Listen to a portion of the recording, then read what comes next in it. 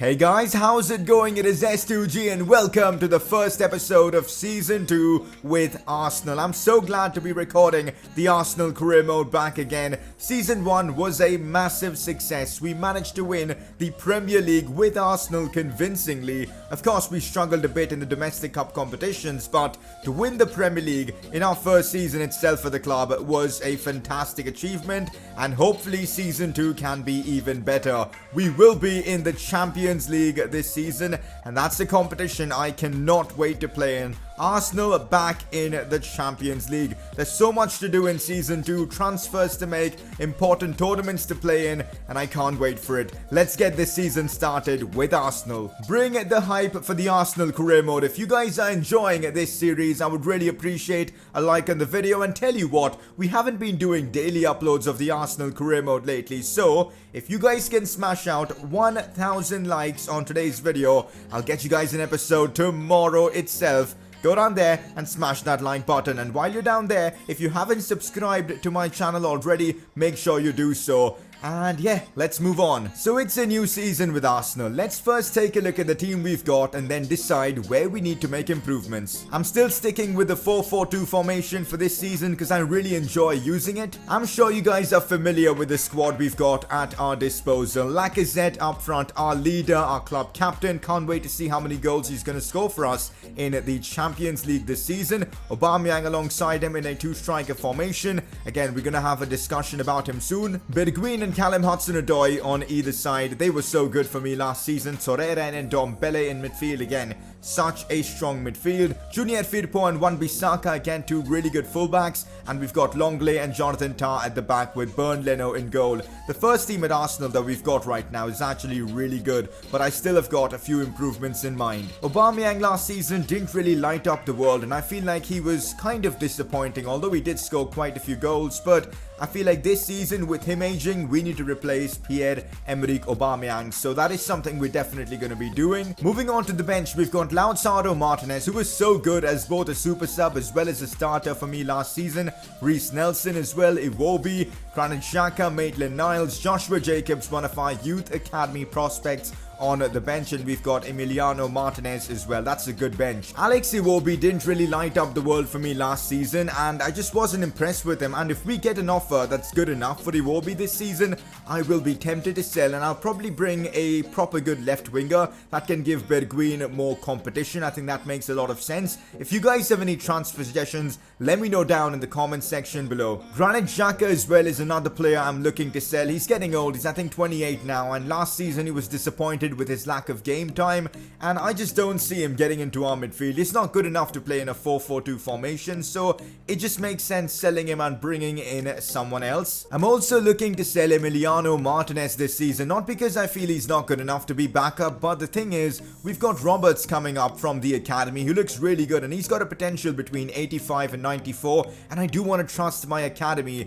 this season, so Roberts will be our backup keeper and we will be selling Martinez. In reserves, we do have a few more top players like Ben Chilwell, Upamecano, Guendouzi, Moussa Dembele, and one that I'm super excited about, and that is Isaac Wright. I know he's only 70 rated, but again, he's from the academy. He's got great stats already for his overall, and I can't wait to see what he produces. Getting players from the academy to the first team is super exciting, and I can't wait to do that this season. So to sum it all up, I'm definitely looking to bring in a striker to replace Aubameyang, a winger to replace Iwobi, and also a midfielder to replace Xhaka. That is my plan so far for this window, unless we get a surprise departure or something like that. So again, if you guys have any suggestions, put them down in the comments section below. So we do have an insane budget to work with, 245 million to spend. That is actually insane. The board are really trusting us this season, and I guess they're giving us this budget to try and win the Champions League in our second season itself, which is going to be difficult. But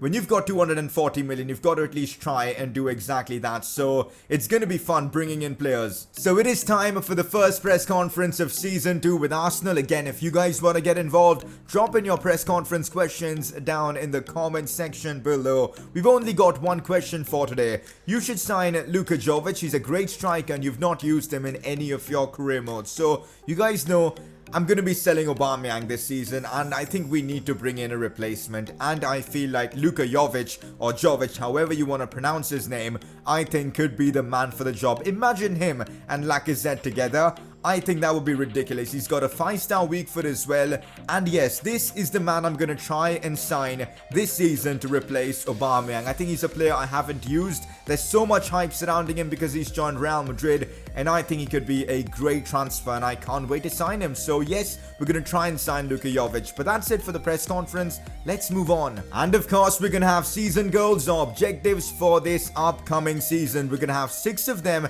And guess what? If we fail to complete at least 3 out of these 6 objectives, we're gonna have to do a forfeit, and each one of these objectives will be decided by you guys. So comment down below the season goals we should try and achieve this upcoming season. It's up to you guys to decide. So I'm going straight away into some transfer business because we've got the money to do so, and let's just wrap up the striker signing before any other club like say Real Madrid go in for Luka Jovic. I want this guy at my club and we can sign him. It's going to be expensive. He's currently still at Frankfurt. He's only 22. This guy is the real deal. Let's bring him to Arsenal. So I'm starting off with a 70 million offer for Jovic, and that is a lot of money. Let's see what Frankfurt come back and say. And wow, these guys want about 100 million for him. So let's counter with about 85. I think that's a fair offer. 85 million for Jovic. Let's see what Frankfurt come back and say, and they are willing to accept that. Maybe I could have gone with 80, but well, 85 million is the amount we're paying for Luka Jovic. Let's get the contract details done. So this is the contract I'm offering Luka Jovic. A crucial squad role, 5-year contract length, 135,000 in wages, and a 1.2 million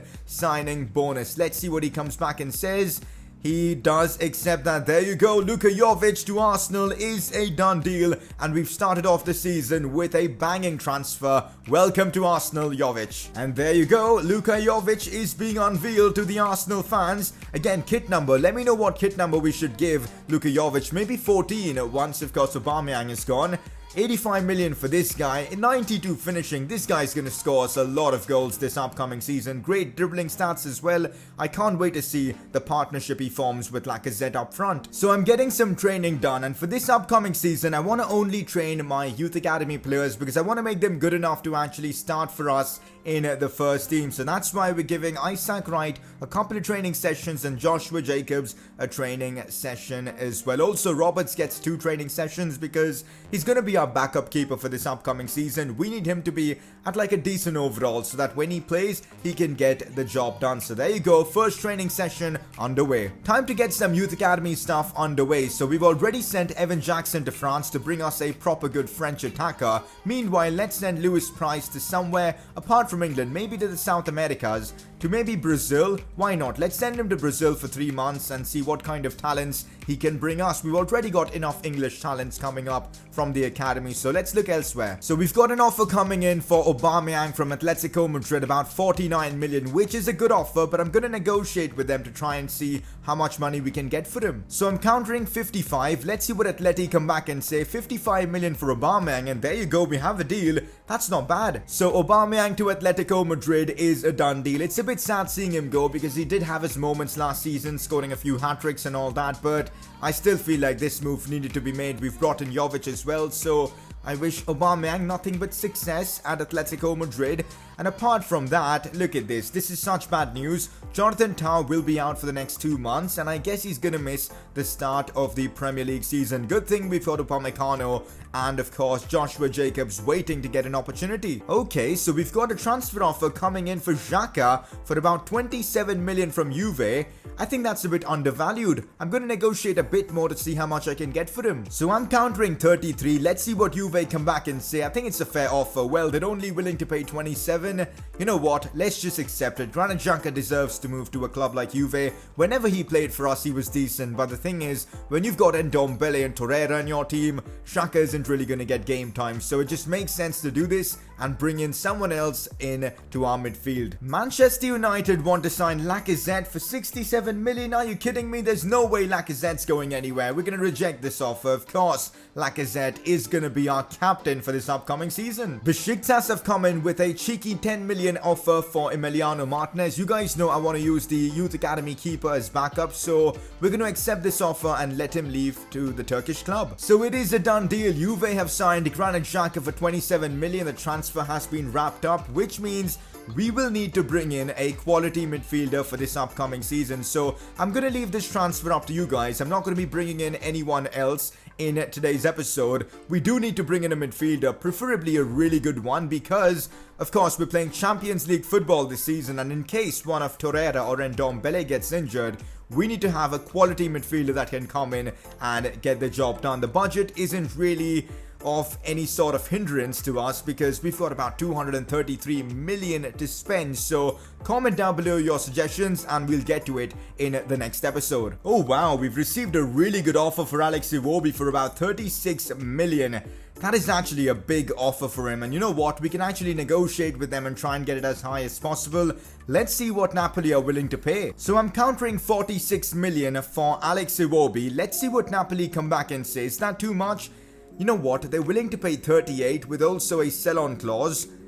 You know what, I'm really inclined to accept this. He's already 24, so he's not really going to grow that much. He's 82 rated, I know, but he just doesn't feel good to me. I don't enjoy using him in this game, and that's why I'm going to accept this. He can move on to, Napoli. Hopefully he'll have success there. And that means we're going to be signing a top quality left midfielder as well in this window. Again, that's a transfer we'll be looking at in the next episode.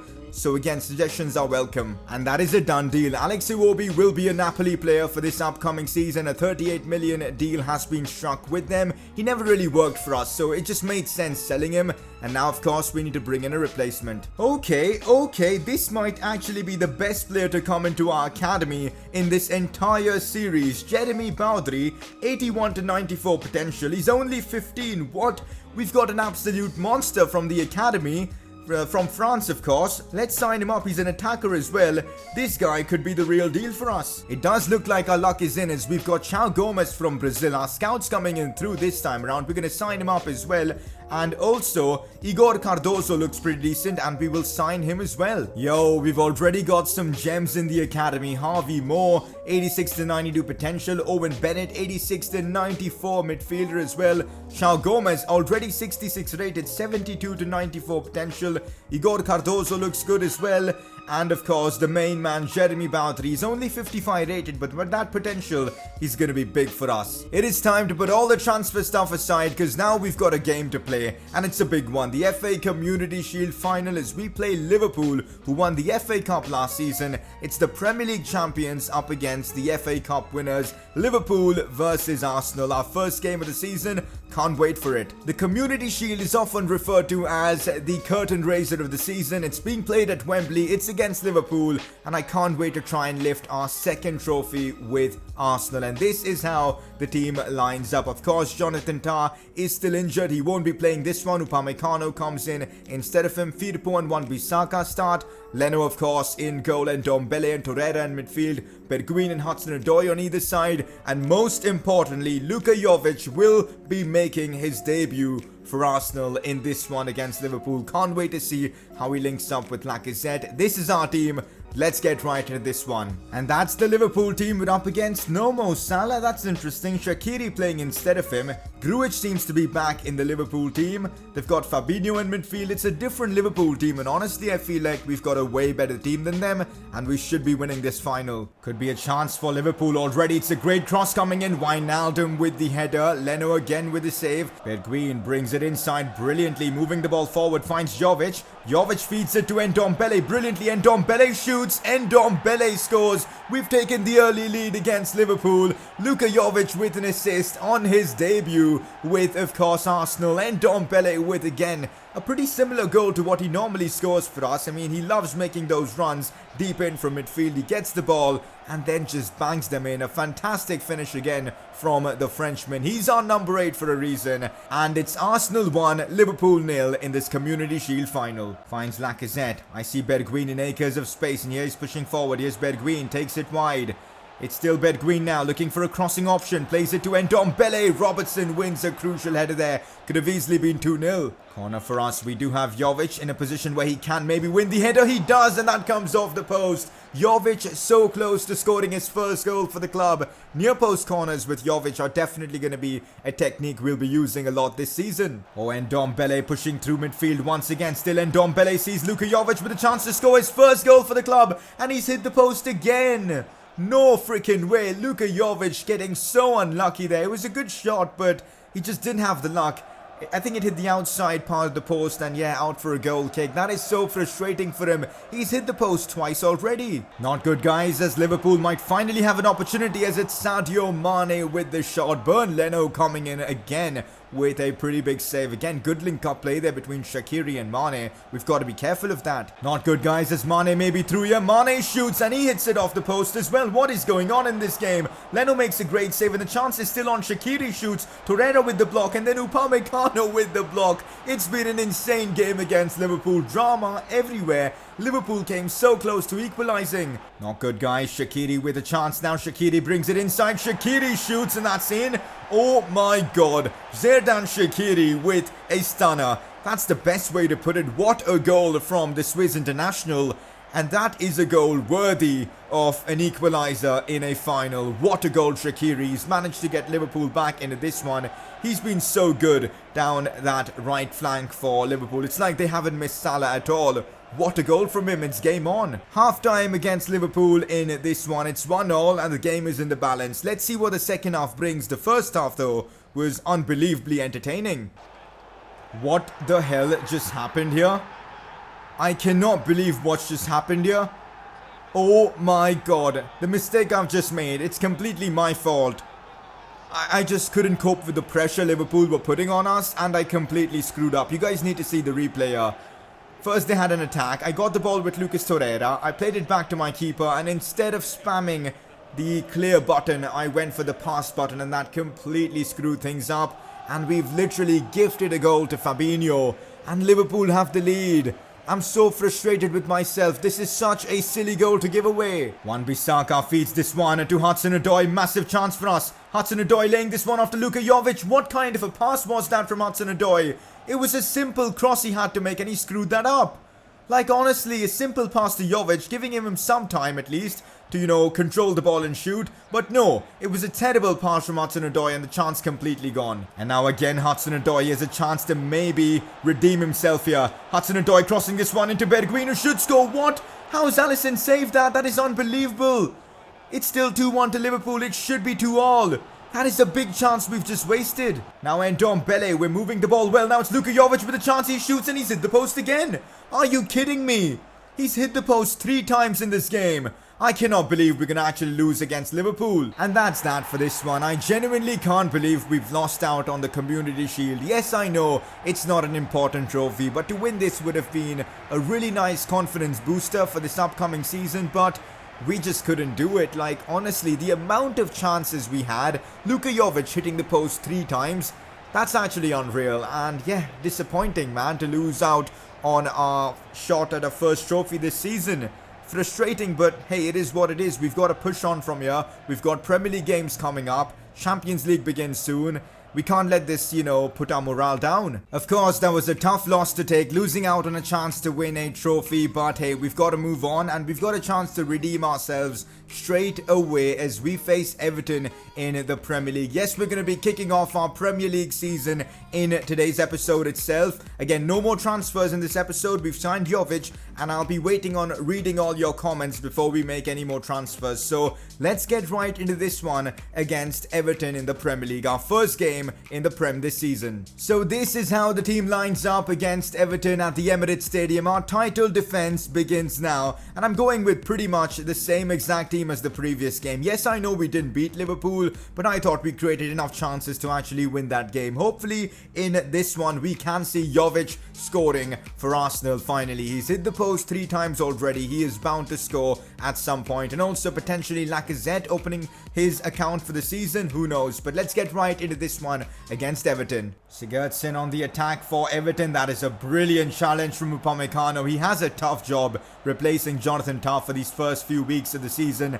and I guess he's doing pretty well, at least in this game. And we might actually have a chance as well. Here's Jovic who shoots. Good shot there from him, but Pickford had that one covered. Jovic out wide to Callum Hudson-Odoi. What a chance this could be for us. Hudson-Odoi brings it inside, tries to lay it off, and that was the mistake there. I'm not confident with Hudson-Odoi's weak foot, and that's the problem there. On the attack we go. Oh, that is a beautiful ball to Lacazette. He's actually got there. Lacazette laying this one off to Jovic. He has to score, and Jovic gets his first goal for Arsenal. He has got to give Lacazette all the credit for that goal there, because Lacazette simply laid that one on the plate for Jovic. But also give credit to Hudson-Odoi's through ball there to Alexandre Lacazette. That was inch perfect, as Arsenal have scored their first Premier League goal of the season. Yerry Mina stretched as much as he could but couldn't get there. Lacazette got there, and then he just laid it off to Jovic, who did the rest. Thankfully this time he did not hit the post, as Arsenal make it 1-0 against Everton. Winning our first Premier League game of the season is absolutely crucial, and we are halfway there. Half time against them,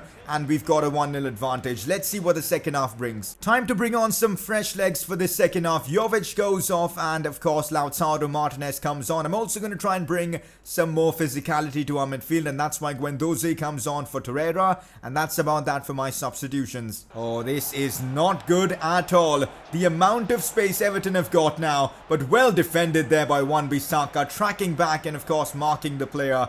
We got lucky with that. And Ndombele sees Lacazette. No, it's Bergwijn actually. Absolutely sensational from Bergwijn, but he's hit the post there. He flicked the ball up so well, and it landed perfectly for him as well on the volley, but the post again. Is that the fourth or fifth time we've actually hit the post in today's episode? So frustrating, man. This is absolutely terrible news, as we might see a chance here for Everton. Wan-Bissaka coming in clutch there with the block, and it's full time against Everton. It was a struggle this game. Everton were a decent side, and we couldn't really score from our chances, but ultimately Jovic's goal, which of course Hudson-Odoi and Lacazette created, was the difference in this game, and we do start off our Premier League title defense with a win against a big team in the league, and that's big. So 1-0 against Everton, can't complain. So I guess it's been an iffy start to season 2 with Arsenal. We lost out on the Community Shield, but we did win our first Premier League game, and we also brought in Luka Jovic in today's episode. Next episode though is gonna be huge for us, because we need to sign a left midfielder, as we sold Iwobi, and also a midfielder, central midfielder, because we also sold Granit Xhaka. Money's not the issue. We've got 288 million in the bank, so we can basically sign anyone we want. Let me know in the comment section who we should bring in. And apart from that, we've got some cracking games, a North London derby as well. And also, you guys might actually find out our Champions League group for this upcoming season, which is going to be super fun. But yeah, that's the plan for the next episode, and if you guys want that episode tomorrow itself, y'all need to drop a like on the video, 1,000 likes, and I'll get it to you guys tomorrow. Before we end off the episode, it is time for you guys to vote for your informed player of the episode, and your nominees for today are, and I think for the first time in this series, 2 defensive players. The first one being Upamecano, who I thought was solid all game long, especially against Everton, and most importantly, he had a tough job replacing Jonathan Tah for today's episode because of his injury, and he did that really well, so fair play to him for that, and that's why he's been nominated. Your second nominee, Wan-Bissaka, I thought he was solid again in today's episode, coming up with crucial blocks and tackles in a lot of different occasions, and that's why those 2 have been nominated. Both helped keep clean sheets in today's game against Everton, so you guys can decide your player of the episode. Vote for either Upamecano or Wan-Bissaka by clicking the I button on the top right of your screen. And that's the first episode of season 2 wrapped up. If I'm not wrong, this is episode number 13, and hopefully you guys have enjoyed this one. If you guys did, again, a like would be great, and if you're new around here, subscribe for more FIFA 19 career mode content, and I'll see you guys very soon for another episode of the Arsenal career mode series.